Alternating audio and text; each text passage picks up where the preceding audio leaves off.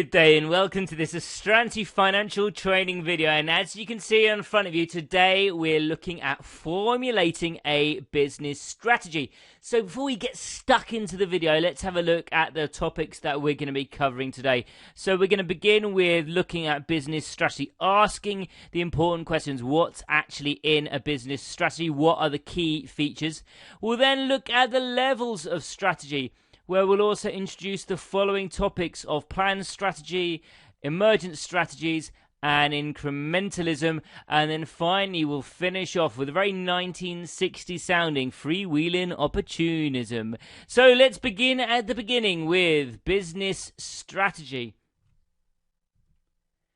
So let's begin by asking you a question. Have you shopped any big stores like supermarkets, for instance, recently? I'm sure you have. All of us go to big stores regularly. But what I want you to think about is what the experience was like. And then can you compare that experience to about 10 years ago? Was it better or worse, do you think, than 10 years ago, going to a large shop like a supermarket?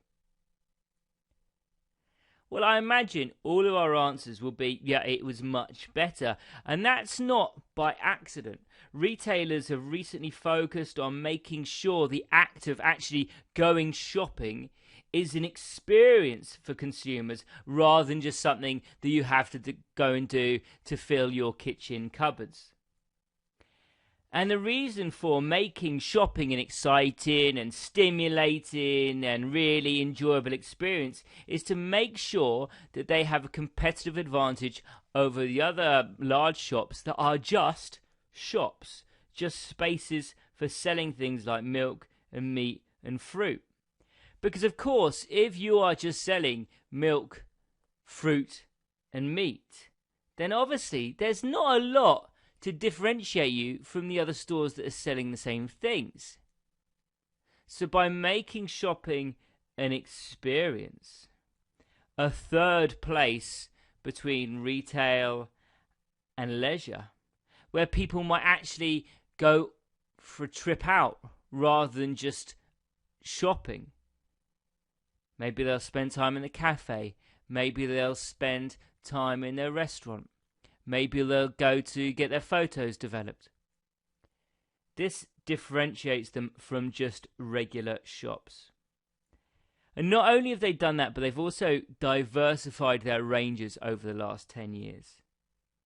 Because now, with the growth of the supermarkets in the 90s, they began to have their own brands. So now you'll see supermarkets with their own brands of clothing, banking, medicine, mobile phone communications, pretty much everything you can imagine. But it hasn't all been successful. Not every supermarket has done it as well as others.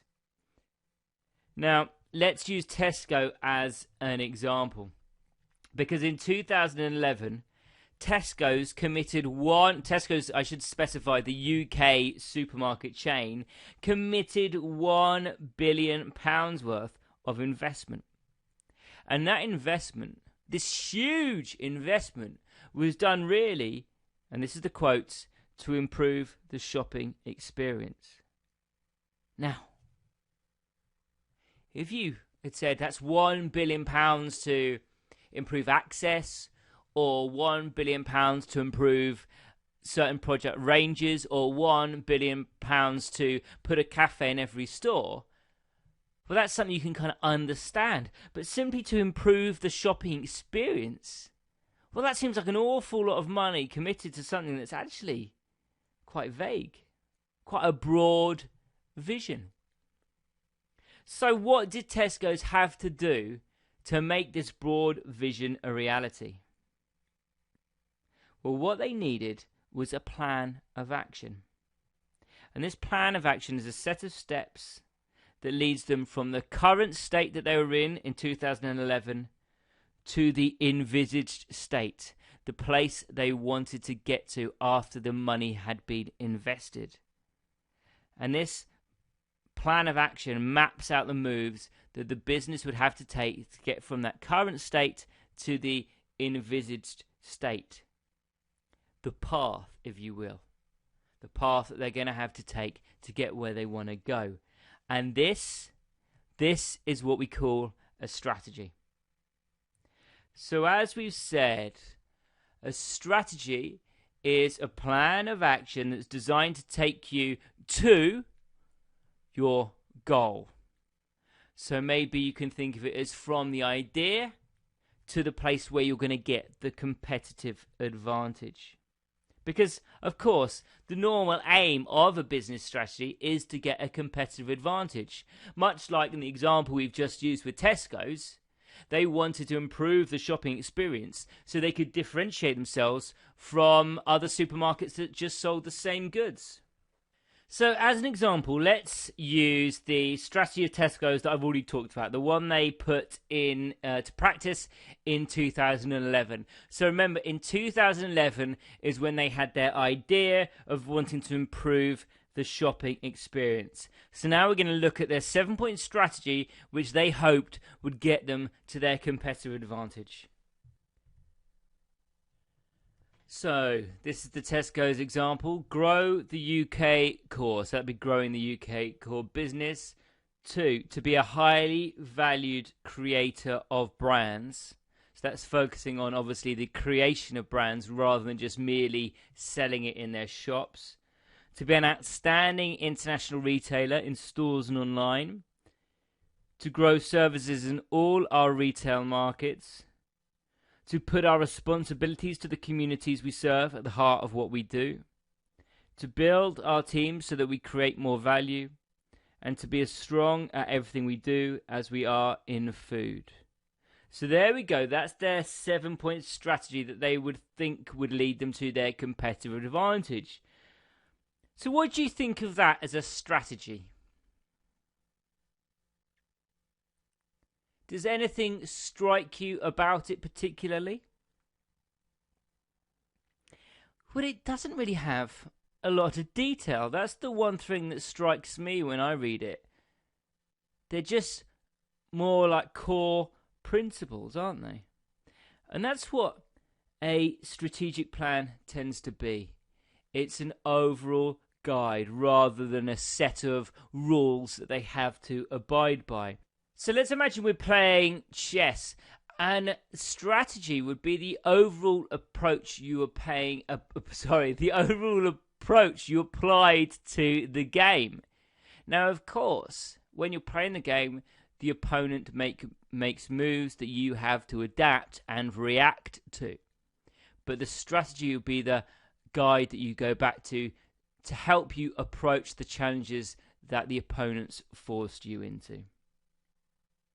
So now let's have a look at the idea of strategy and business, because CIMA have provided an official definition of business strategy, which is a course of action including the specification of resources required to achieve a specific objective.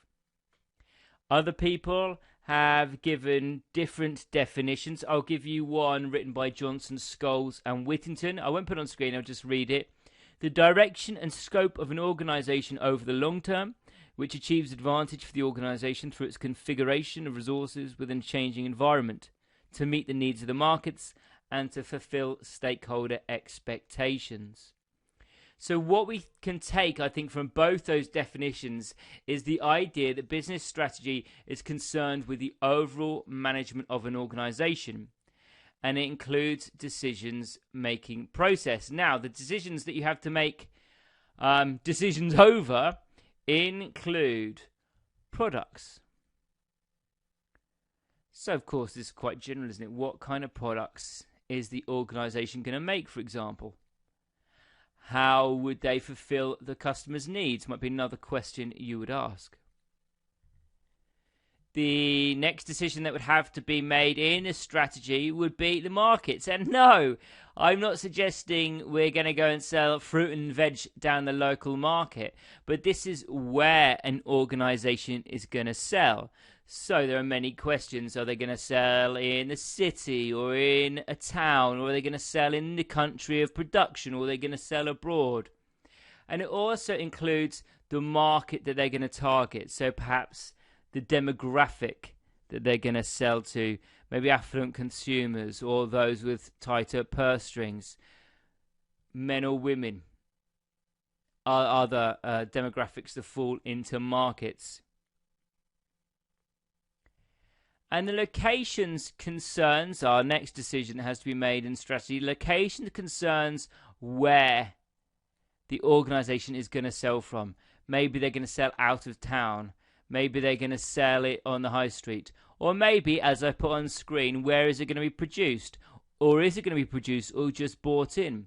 Perhaps it would be cheaper to produce it abroad and then import it into the location that you're going to sell it from. But will the transport costs make it worth it? They're all questions that have to be considered when coming up with strategy.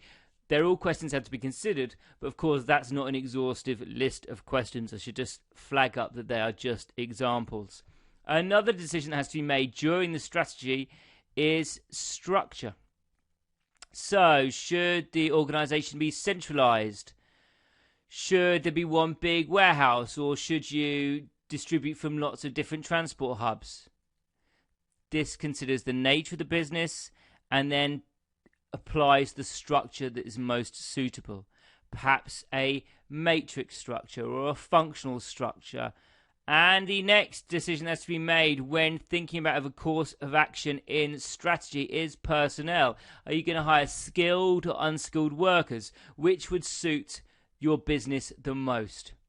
What kind of people do you want working in the organization? Because, of course, this also could impact on location. Let's imagine, for example, that a company is wanting to attract top graduates. Well, they're probably not going to be able to set up in a small village in the middle of nowhere, are they? Because top graduates will probably be drawn to larger cities. That will certainly be where most of them will be gathered. Another decision that has to be made during the strategy setting element of an organization will be buildings and machinery. Will an organization actually buy the buildings? Will they lease them? Will they buy the machinery, or will they lease them? What equipment do they need to do the best job that they possibly can? Should they spend less on machinery? Do they need a really high specification of product? As you can see, that fits right back in to the product section of the strategy. So we can't view any of these in isolation. Like we saw that personnel impacts on location, they all impact on each other. And the final one we're going to look at, the final course of action that has to be decided upon in the strategy section, is how is the business going to stand out from the others? How is it going to get its competitive advantage?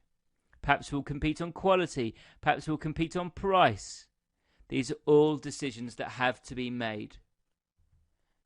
So let's move on now and look at 3 other topics. We're still in the business strategy section though. So now we're going to look at key features of strategic management, the importance of strategy, and the director's role in strategy. And we'll start with the key features of strategic management. And for this, it's very important that you meet someone called Bob. And Bob is the proud owner of a independent and small sandwich shop in his hometown, and he's called it Bob's Lunchbox. Great name, Bob. And Bob employs 5 people, and luckily for him, doesn't really have any direct competition in his hometown.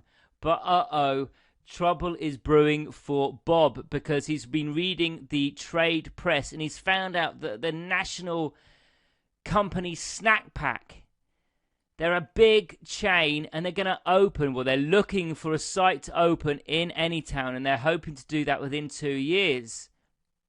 So Bob has to meet the challenge of this massive competitor that's coming into his home patch.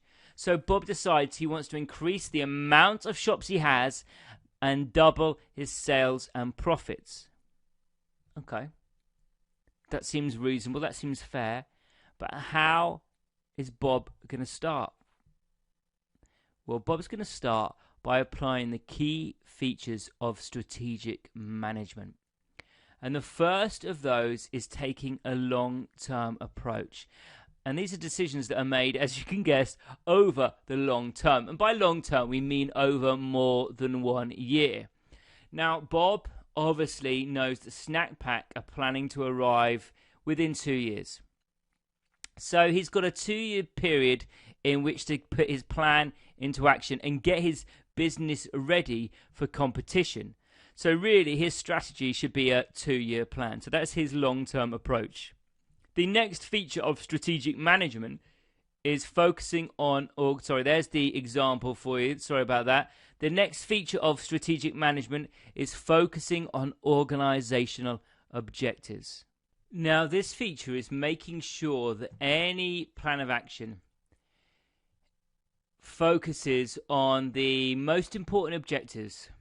And those most important objectives are objectives that are important for the key stakeholders. Now, Bob, although he's the sole owner, he still has stakeholders, of course. So Bob has to make sure that it's going to appeal to his stakeholders. So his stakeholders would be suppliers and staff.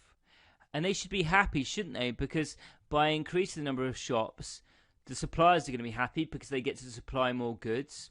And his employees are going to be happy because they're working extra hours. I was going to say longer hours. That probably won't make them happy. But extra hours, and he's going to employ more staff. So that's going to make the wider community happy too. The next feature of strategic management is making sure that it's aligned with internal strengths and its weaknesses. So the plan should focus on capitalizing on the strengths of the business and should make sure that any key weaknesses the businesses have are overcome. Now, the strategy, devising the strategy, coming up with the strategy will often follow a position of audit of the business to work out where the business's current position is and its strengths and its weaknesses.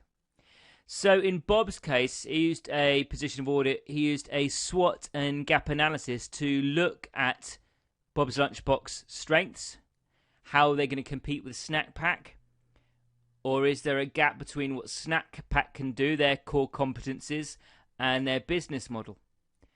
Now, I mentioned the SWOT and gap analysis. Now, these are elements that are covered in a lot of detail in other videos in this series, and are certainly something that you should be familiar with for your E2 exam. And the next feature is adapted to the changing business environment. So, adapting to changing business environment is looking at, of course, the external environment from the business. So what we're looking at here is the PESTLE factors, which, of course, PESTLE is the political, economic, social, technological, and environmental factors. And that's, of course, not forgetting the L for legal. So it's making sure that you're looking out for competitors, which, of course, Bob's doing. Making sure your suppliers are okay and have no issues. Making sure your customers' changing needs are all looked after.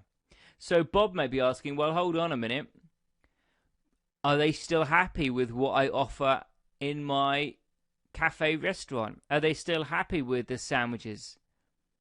Or does he need to get closer to Snack Pack's offering? Perhaps Snack Pack reach their customers in different ways. Maybe they have an app service or they offer deliveries. These are the kind of thing that Bob's going to have to look at and then maybe incorporate into his own business before Snack Pack's arrival.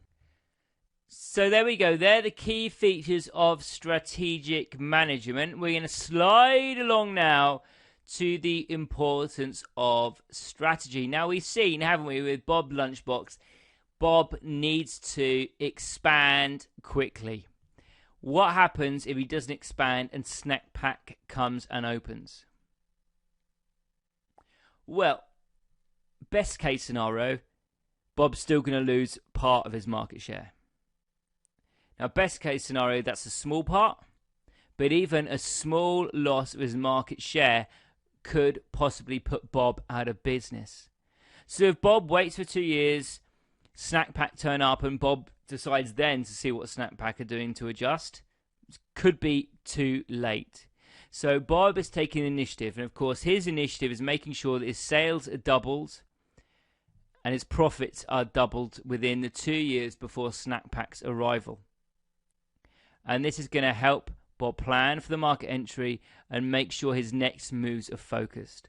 So remember, he's starting with the idea of doubling his profits and doubling his sales, and that's going to help him focus his next moves. So why is strategic management important? Well, I will tell you why strategic management is important. Well, firstly, there we go. So there's Bob's highlight, because we're going to use some of Bob's examples through this.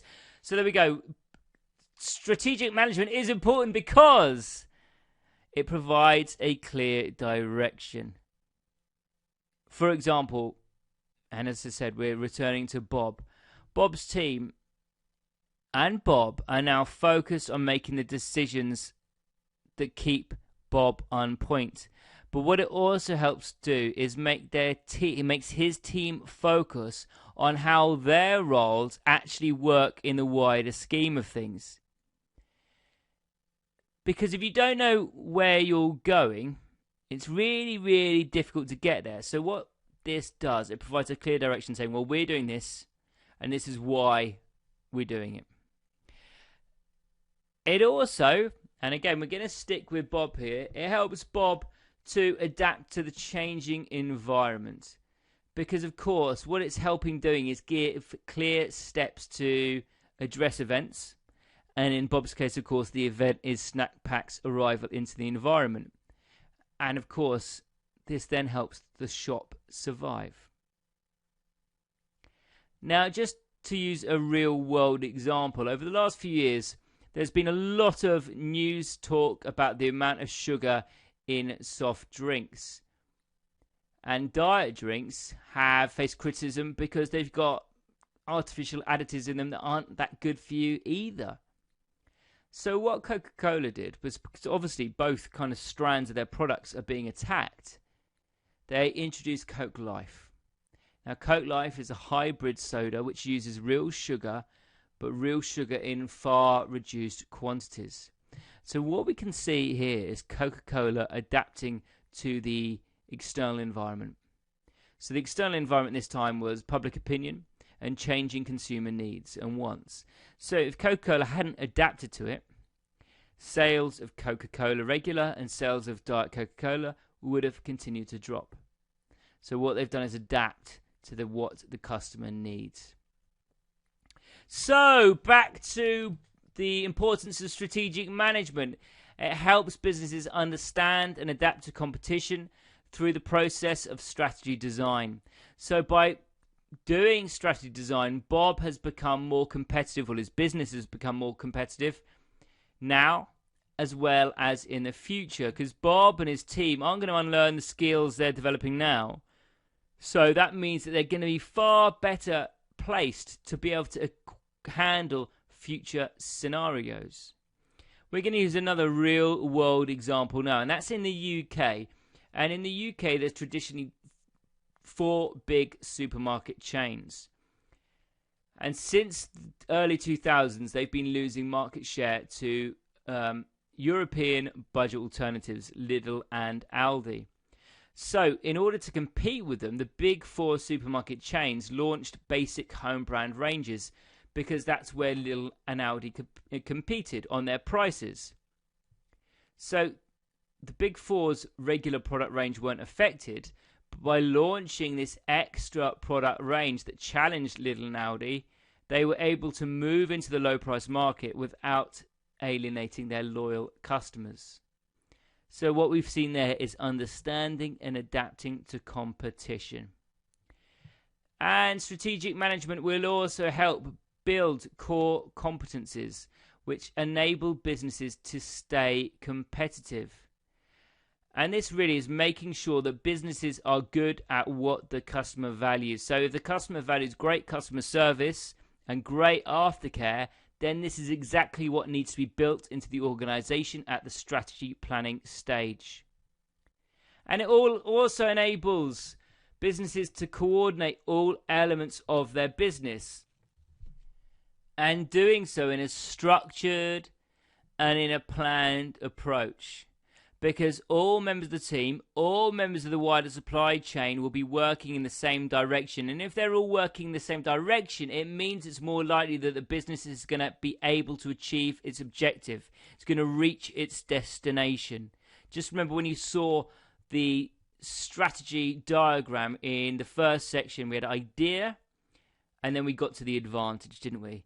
If all elements of the business are working together, it's much more likely they're going to reach that competitive advantage. So let's go back to Bob, and Bob's expanding by buying and opening another shop. So he's going to have a team in place that's responsible for getting the funding for the shop, and also going to source and locate the shop.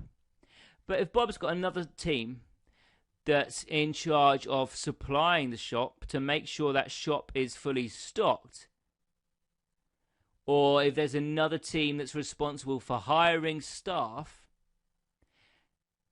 imagine if all these functions weren't working together. So they funded a shop, they're paying for the shop, but the team in charge of supplying didn't know the timescale, so the shop wasn't fully stocked, and the team in charge of hiring hadn't got around to interviewing any staff. Then the whole strategy is undermined. There's one new empty shop that Bob is paying for, but there's no sandwiches to sell or no one to sell them. So we can see that it's vital that the plan is fed down through all employees and the wider supply chain so that they're ready for business. So there we go. That's the importance of strategy. We're now going to slide on down to the director's role in strategy, because for Bob's Lunchbox, it's Bob who is liable for all the decision makings of the strategy, because he's the sole director of the company.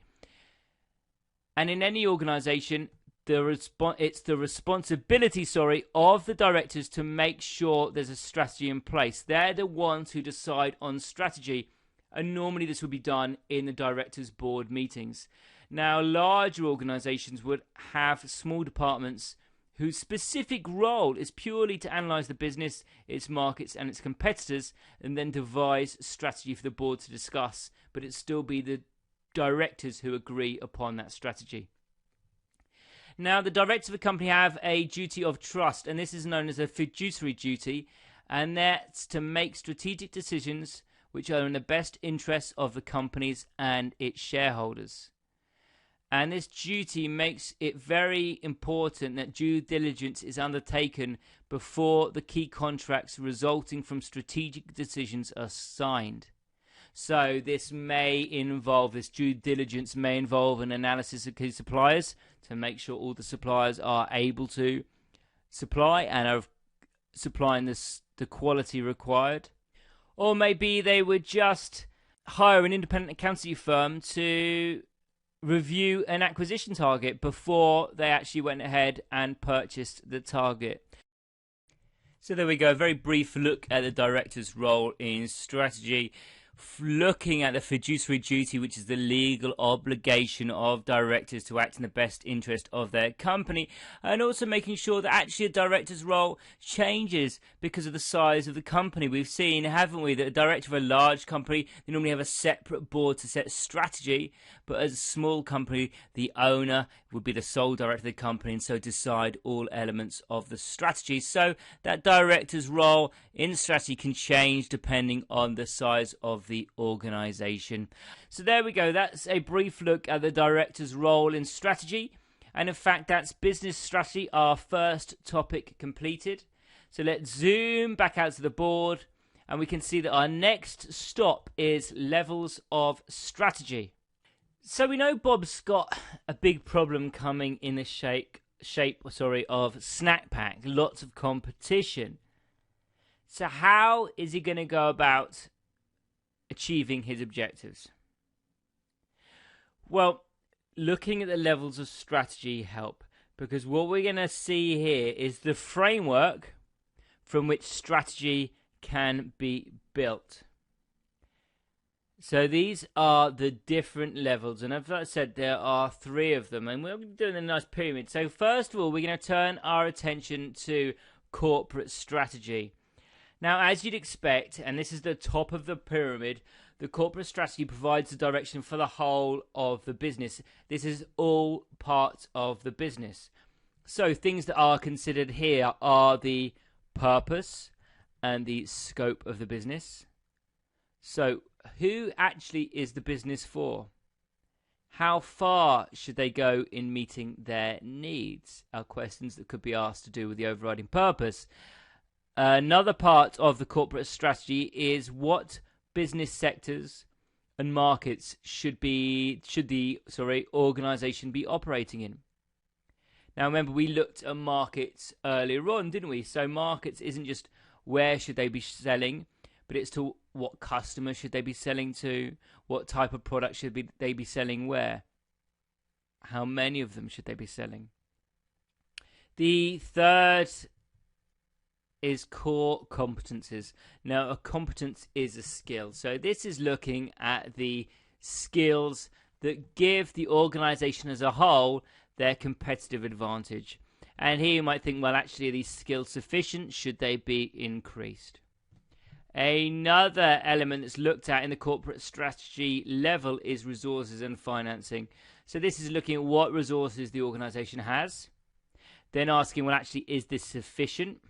Or do we need more? If we do need more, how are we going to go about funding it? Could it be by bank loans, or could we release equity? So again, that's just some examples of what might be in resources and financing. It's not an exhaustive list. Another question that could be asked is how to compete. How is the business going to gain a competitive advantage over its competition? And the last in this section is how to structure the business. So this is asking, how should the business be organized, really? How will it affect what needs to be done? And of course, the structure should be aligned with what the business is trying to achieve. So a small business isn't probably going to set up with a matrix structure, which would be more useful in multinational companies, so the divisions could be separated. And these questions, I'm sure you'll agree, are very similar to the first idea of what we looked at strategy in the very first section. And we certainly the competencies and the markets and the purpose and the resources, all what we looked at earlier on. But let's have an example specifically for corporate strategy. So let's turn our attentions to the real world and a massive company called Diageo. Now, Diageo, if you don't know, a huge premium drink business. And in their stable, they have brands such as Guinness, Smirnoff, and Johnny Walker. But they have lots of others too. Now, perhaps surprisingly, they also used to own Burger King. For those of you that don't know, and I don't believe anyone doesn't know, Burger King is a fast food franchise. So perhaps you could see that's a bit odds in brands I listed so far of Guinness, Smirnoff, and Johnny Walker. Burger King probably wouldn't have been your next guess in a list, would it? Now, of course, Diageo had to decide which products to include in its brands, which markets to operate in, and which of those they would consider core competencies. Just like the questions we've been going through in corporate strategy. So these are questions they asked themselves when they were setting up their corporate strategy. And just as we talked about, they had to align their core strengths with the brands that they retained, and making sure that those brands aligned with the business and gave them a competitive advantage. Now, because of this, in 2002, Diageo decided to sell Burger King because they wanted to move out of the fast food industry and focus their attention on their core competencies, which was premium branded drinks. Now, the reason we class this as a corporate level strategy, because I think you'll notice similar questions being asked in other strategies, what separates corporate strategy from the others is that it concerns the direction of the organization as a whole. So let's return to Bob for a moment. What would Bob's corporate level decisions be? Well, we know, don't we? Bob's decided to open more outlets and become a retail multiple. And Bob's decided it's going to focus on the core competency of selling sandwiches. That's what Bob already does very well. He's also going to raise finance by selling franchises, as well as taking out a bank loan to cover his marketing. So there we go. That's Bob's corporate strategy. There's an example of Diageo's corporate strategy. And there's a list of things on the green pyramid of what has to be considered in a corporate strategy. But there are 3 levels. So corporate at the top, the organization as a whole. So now we go down. So we get another level in the business. And this is why we come to business strategy. And that's because each subsidiary or business unit of a business is likely to have different goals, different competitors, suppliers, manufacturing approaches, IT needs, financial requirements, etc., etc., etc. So it stands to reason that one corporate strategy isn't necessarily applicable to every strategic business unit. So each unit needs its own strategy. But remember, they can be aligned still. They should be aligned still with the corporate strategy. So let's have a look at what business strategy covers. So which competencies? Which products? It all sounds very familiar. Which markets? Tactics, to beat competition in this market that they've chosen. Business resources, all sounds familiar. And how to compete in the business area. So we can see there's a lot of similarities between the questions asked between corporate strategy and business strategy. But as we saw, corporate strategy was differentiated from business because it's affecting the organization as a whole, the direction of the organization as a whole. Let's have a look at a real world example. We're going to stick with Diageo because we already mentioned, didn't we, that Diageo owns a host of brands, Guinness and Smirnoff amongst others. So they can be considered SBUs. So what we can see there, that each of these SBUs needs a different strategy. So for example, Diageo would market Guinness totally different to how they would market Baileys, because what they are, the markets are totally different. They've got a totally different customer group. And because they're SBUs, these are business level strategies. Let's have a think about Bob. Let's return to Bob's lunchbox. So Bob, remember, his corporate decision is to have franchises. So each franchise you sell is going to become an SBO, which might have its own, will have its own business strategy, because it will have its own business strategy because each will be in a different market. Each is going to have slightly different customer tastes. Each is going to have different competitions and local norms.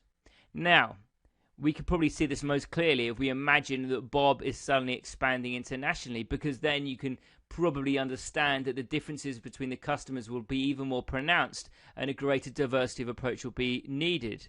Now, a famous company that is internationally selling food is, of course, McDonald's. Now, they're notorious for having the same key items on the menu throughout the world, but they have different products to meet local needs.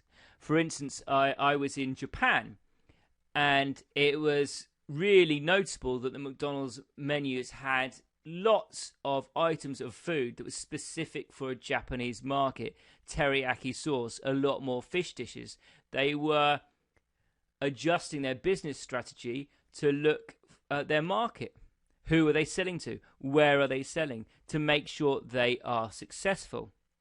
Now, of course, them being successful at the SBU level, their business level, then feeds up the pyramid to show, well, actually, the corporate strategy as a whole is doing really well. They are expanding, they're selling food to lots and lots of people. So we can see, although they're slightly different, they have to align, remember.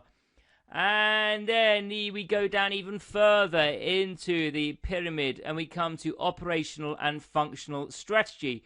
So as you can see, we're getting smaller and smaller in an organization, because not only would each SBU have its own strategy, but each functional area within the business unit has its own strategy.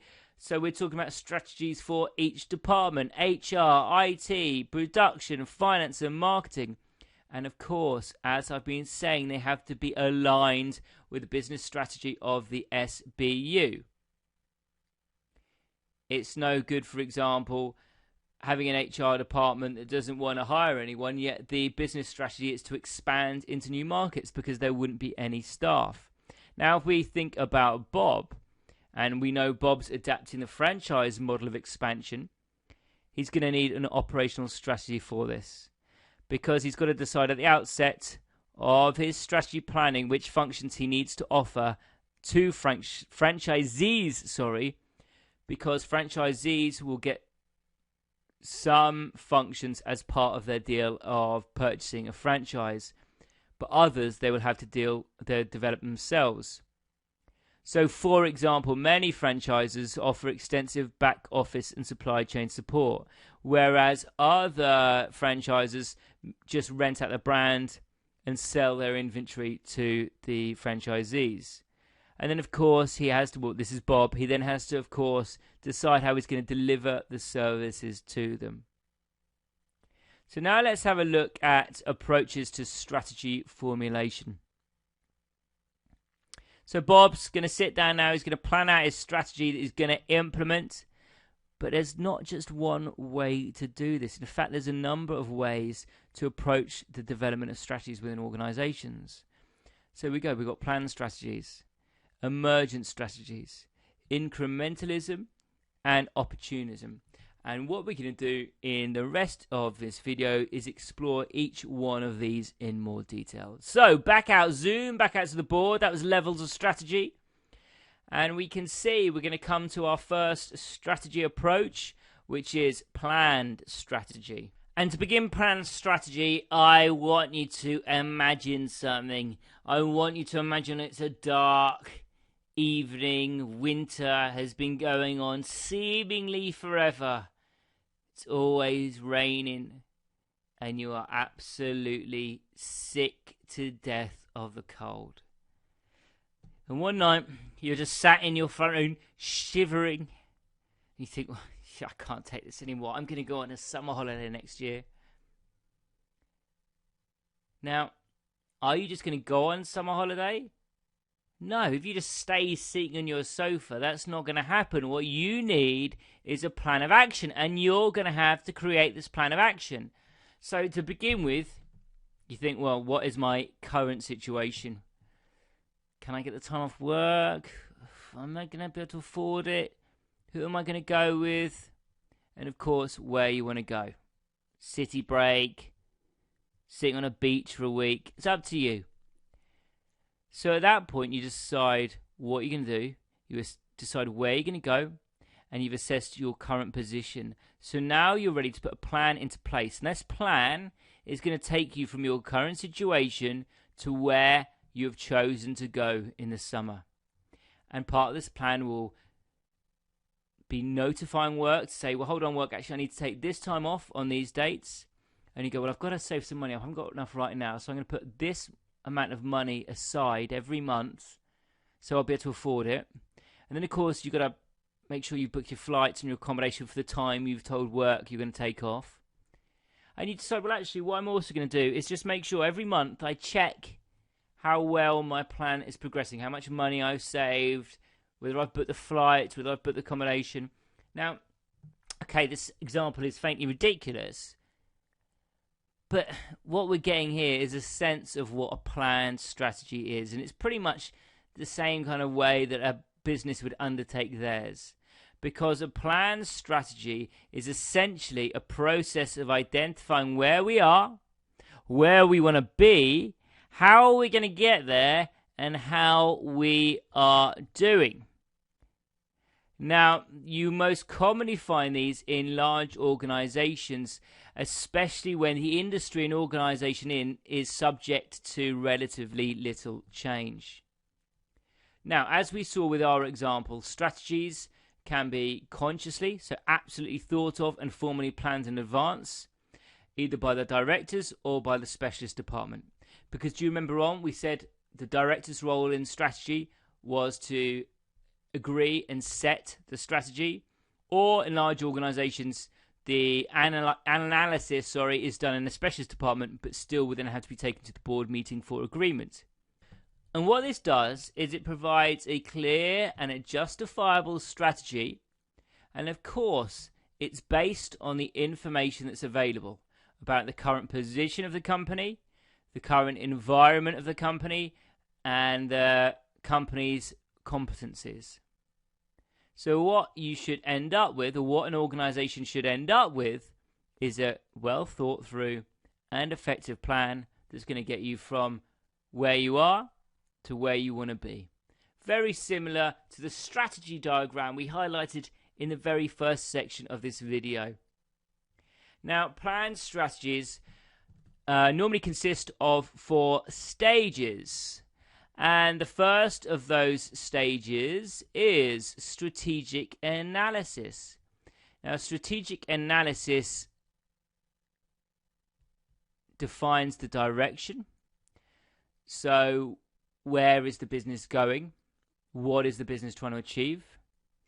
It also includes external analysis of the business environment. So, of course, the external analysis of the environment would take into account things like competitors, the demand for the product or the service you're providing, the ability to supply what you need for the product.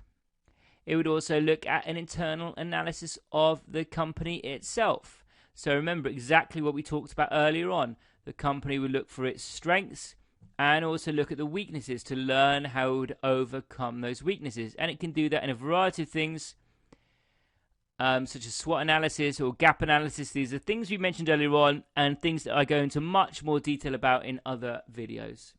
But very simply, they're tools used to look at the strengths, weaknesses of a company. And the final part of the strategic analysis is a corporate appraisal. So the corporate appraisal is simply a summary of the internal and external analysis. So it's looking at the 2 topics above corporate appraisal and just summarizing them. And what this does, it measures a company's ability to face the challenges posed by the environment. So there we go. It's looking where it wants to go in strategic analysis and looking at the problems it faces both externally and internally. But there are 4 sections, I said, and the second is strategic choice. And the first thing we consider in strategic choice is selecting strategic options. So here, as the name suggests, we're looking at different options the company has to achieve its goals that it set out. So, for example, Bob decided to achieve his goals, he needed to open more shops to increase his profit and sales. But perhaps he could have done something else. Perhaps Bob could have just started a new product range. Perhaps he could have sold those products in other people's stores and become a manufacturer rather than having to open up different shops. So different options, different strategic options. And the second is choosing those options. So looking at the options we've just highlighted and then deciding which to adopt. So obviously Bob went for opening up shops via franchisees. And the third is strategic implementation. So this is making sure the strategies are put into place and making sure there are policies and strategies for all the different departments of an organization: marketing, finance, R&D, IT, human resources, project management, change management. And again, it's making sure the strategies and the policies for these departments align so the organization can achieve its goals most efficiently and effectively. And the fourth of these is... Oh, sorry, I missed our change management at the bottom. The fourth of these is strategy evaluation and control. So here we're looking at evaluating the success of the strategy that's been put forward by measuring the actual performance, so how well it's done in reality versus how it was expected to do in its objectives. And it also involves taking control action by amending future strategies and objectives. So here it's looking at how well it's actually doing and it's adjusting them. So for example, perhaps Bob isn't reaching his target of doubling his profit. Well, then perhaps he might have to adjust his plans by opening more shops or reducing the number of shops, taking control of the action. So now we're going to put these principles into an example, and it's a made-up company called Formulating. They're a technological company, and their speciality is the smartphone. Now, they're relatively small, but they've got big ideas and eventually want to become the market leader in the smartphone industry, which, as you can imagine, is a huge ask. Because think about the competition they face. Samsung, Apple. So how would they go about planning such a extraordinary strategy? Well, there we go. We've got our 4 sections up. Strategic analysis, strategic choice, strategic implementation, strategy evaluation, and control. So we've just gone through what each segment of that entails, and now we're going to put that into practice. So let's start, of course, with the strategic analysis, because obviously we can't start with strategy evaluation and control, can we? Because everything else has got to come before that.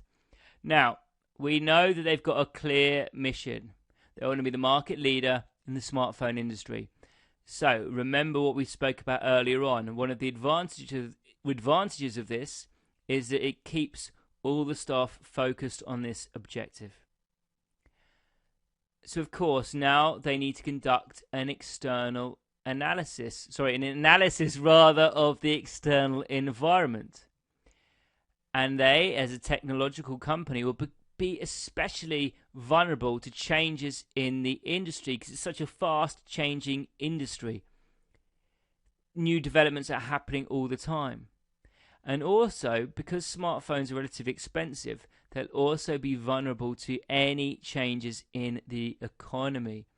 And both of these factors together contribute to the overall risk of the strategy. Not to mention, there's lots of smartphone providers, so the market is saturated. Now, it's looked outwards, so now it has to look inwards with its internal analysis. What are Formulating's strengths and weaknesses?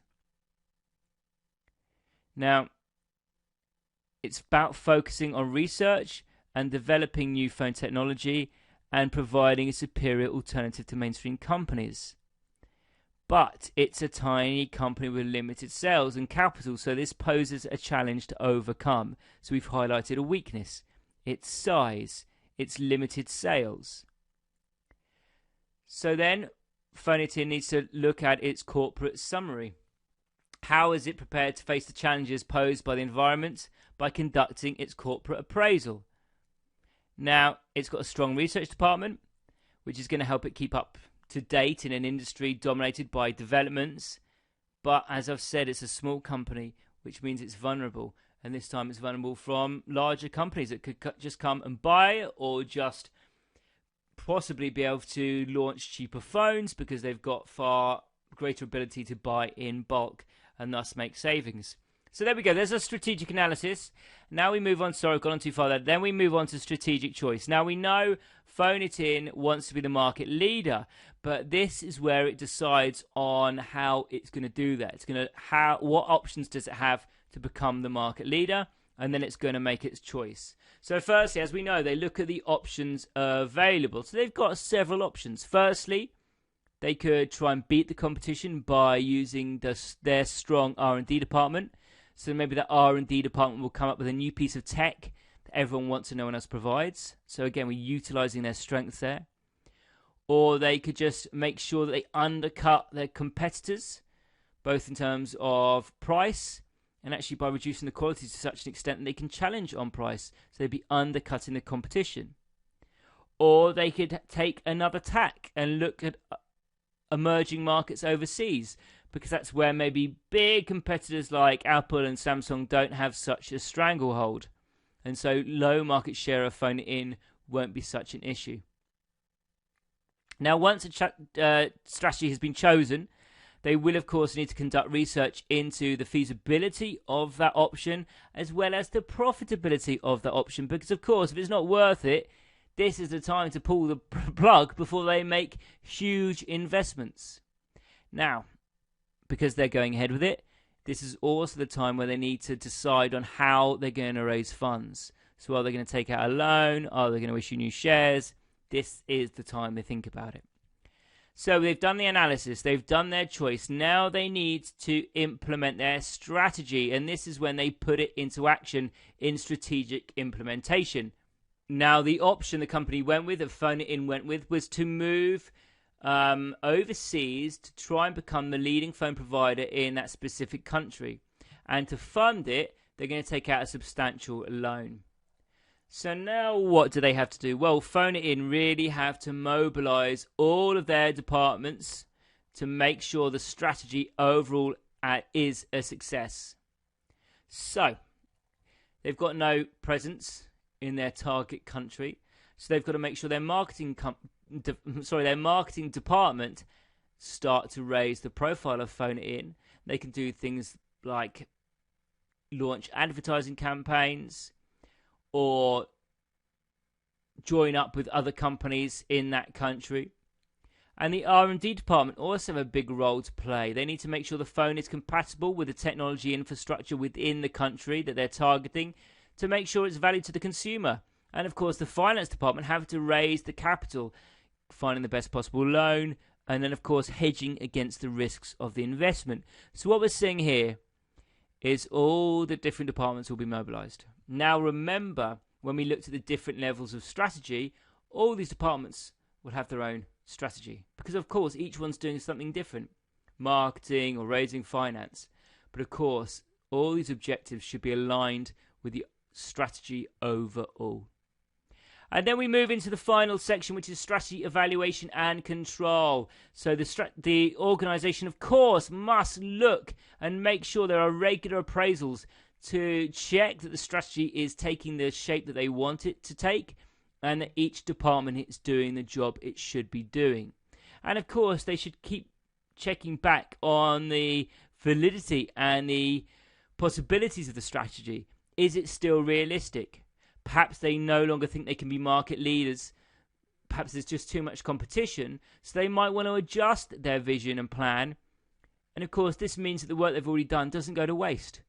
So perhaps their new strategy might be to aim for a more modest share in the market, and thus they can reduce their expenditure. So there we go. That's looking at the 4 steps in plan strategy and using the example of Formulating. What we're going to do now is move on to something that's still in plan strategy. Okay, we're still in plan strategy, but we're going to move to another square, and we're going to bring up something called the rational planning model, because the stages of the strategic planning are summed up in this rational planning model. So here we go. We can see strategic options, strategic evaluation, strategic implementation are our 3rd, 4th, and 5th rectangle down. And then, of course, we go into review and control. And what we do in these series of videos is look at different elements of each of these rectangles and work out how the plan strategies actually take shape in greater detail. And of course, this is what you'll need to learn for your E2 exam. So why don't you check out the rest of the videos and make sure you know there's everything you need to know. Okay, so let's have a look now at some criticisms of the planned strategies, because this seems like a really sensible approach, doesn't it?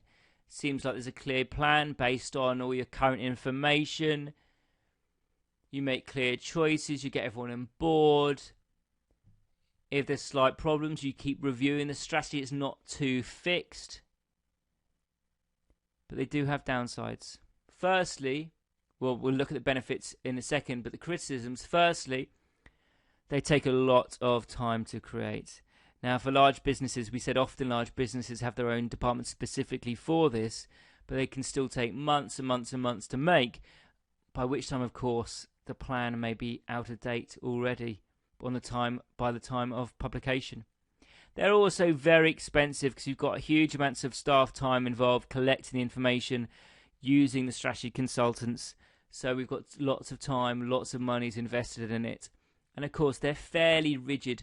Although we've talked about adjusting, there's only degrees of adjustment really. And what it does do is constrain an organisation from taking advantage of any opportunities that might suddenly arise that couldn't have been foreseen. And so the business's plan strategy doesn't allow it to take advantage of these opportunities. But as I already introduced, let's move across to some of the benefits of planned strategies. And the first of those benefits is that key issues are identified, because there's the review process, because there's always an analysis of the current position, because they analyze the external as well as the internal strengths and weaknesses of a company. Issues are identified quickly. If they're identified quickly, they then, of course, can be dealt with quickly. Goals and objectives is also another benefit of the planned strategy, because, of course, as we keep saying, the goals and objectives of the organization are synchronized throughout all the levels. It's also very clear to have a planned strategy which allows stakeholders to see the direction that the company is taking, as well, of course, as we said, it allows all staff to be focused on the job in hand, and it also offers a long-term view, helping the business units to communicate and work together, because there's a long-term focus that they can concentrate on. So there we go. That's the benefit of the planned strategies. We'll zoom out there. Remember the rational planning model. Look at more of these videos to see how this develops. Then we can zoom back out of formulating a business strategy. Zoom back out to the board before we zoom back in again for emergent strategies. Or, as we've got it written down here, Mintzberg's emergent strategies. So let's imagine for a moment that Bob has stuck to his planned strategy. But of course, that leaves the question, what happens if things didn't turn out the way that Bob had expected? Perhaps, in fact, customers didn't want Bob's sandwiches anymore. Perhaps they wanted salads or soups instead. This brings us to emergent strategies. And emergent strategies get their name because they literally emerge out of the course of business rather than having been formally planned. So they're emerging out of businesses. Now, perhaps this emergence could have resulted in opportunities that have presented themselves. So let's imagine, for example, that Bob noticed another cafe for sale, so he decided to buy that and just rebrand it. So that was an opportunity. Or perhaps there was an opportunity to purchase a food truck. So instead of opening another shop, Bob decided to sell from a mobile transport. Or perhaps even new threats arrive. So perhaps Snack Pack actually didn't take 2 years to come to Bob's hometown, but in fact arrived in 8 months. So of course, Bob would have had to have changed his plans then to deal with the new threat.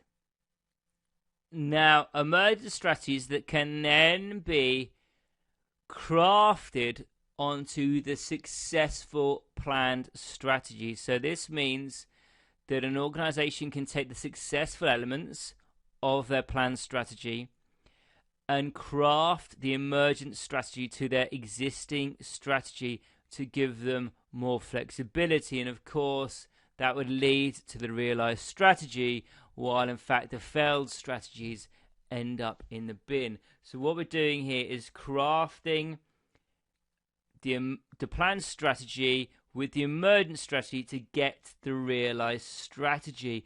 And this is far more appropriate rather, for businesses in a changing environment.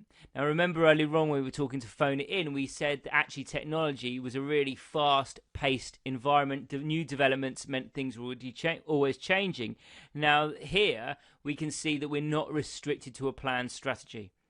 Here we can get rid of the strategies that aren't working out, keep the strategies that are, and then add on, craft the emergent strategies onto it to give an organization flexibility, the ability to react to new developments.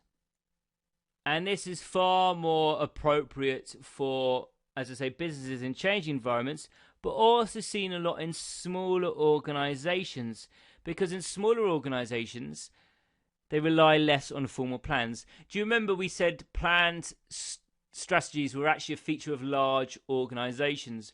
Well, these emergent strategies are normally a feature of smaller organizations, because in smaller organizations, the organisation has to rely less on formal plans and processes and more on the knowledge of the key managers and members of staff, who then can be flexible to change, and then the strategies can change with them.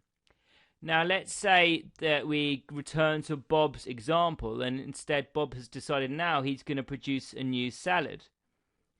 So what he would have to do is to craft the needs of the new product onto the existing business strategies. And this would include things such as the production timings and the approaches of both the existing and the new products, the combined marketing strategies, and the allocations of funds to the different product lines, as well as the use of human resources for each area. But that means Bob can now offer something like salads, because that's suddenly what his customers want, in staying fixed and rigid to the planned strategies. So there we go, that's Mintzberg's emergent strategies. We're zooming out now and we're moving into incrementalism. Now, we've mentioned fast-changing business environments quite a few times, using the example of the technological industry. Now, if you were setting up a technological organization, or indeed sitting down and trying to work out a strategy for one, because it's fast-changing, do you think that a planned strategy is really suitable, the full strategic planning strategy? Do you remember what some of the problems were with a planned strategy? Well, they were quite fixed, that they took a long time to complete. So by the time they were completed, in fact, the environment could have already changed in a fast-changing industry. So instead, it's far better in a fast-changing environment to develop a short-term strategy.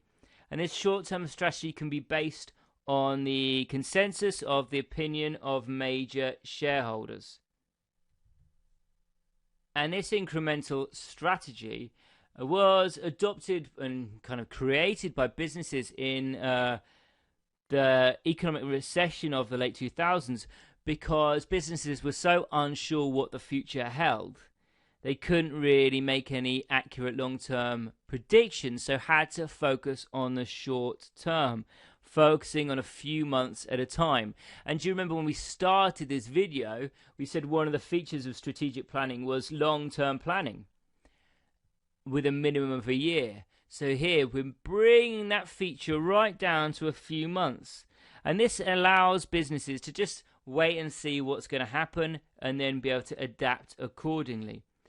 And then once they see what happens, a few small-scale changes can be dictated by the environment as that changes.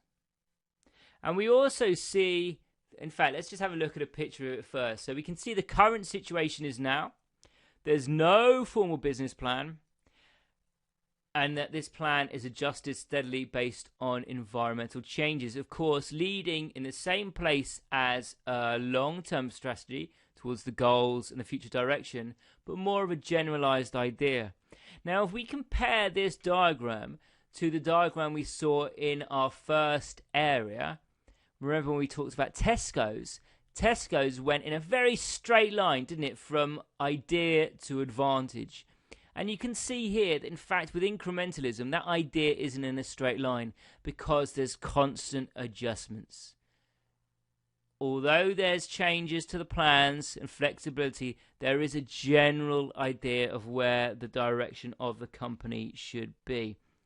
And we also see this, as well as in fast-changing environments, as in the public sector. Because in the public sector, although we wouldn't consider it a fast-changing environment, in fact, there are loads of stakeholders that have to be satisfied. A real wide-ranging amount of stakeholders. Because, of course, the public sector, and let's imagine our hospital for the sakes of this example, there's a wide-ranging group of stakeholders from patient to the government. And it's not just the fact there's such a wide-ranging group who are affected by a hospital, it's the fact that they all have such different and varied objectives. From the government want to make sure everything's economical, right down to the patient who wants to make sure there's no waiting lists or the recovery rates are better, and then thinking about the doctors who want to make sure they're well paid but they're still able to do a good job and that they're not costing too money. So there's a real balancing act. And so because of that, it can be quite difficult to achieve a clear long-term advantage or a long-term objective that makes everybody happy. So what is sought for is a middle ground, which is shorter term, which is trying to satisfy all of the groups. So let's return to good old Bob again. And we know Bob was committed to opening stores within 2 years, wasn't he, and doubling his profits. Well, if we switch that and said, well, hold on a minute, Bob's going to suddenly decide to follow an incrementalist strategy, he would shelve the idea of the long-term plan, which may have been to open 20 new stores over 5 years.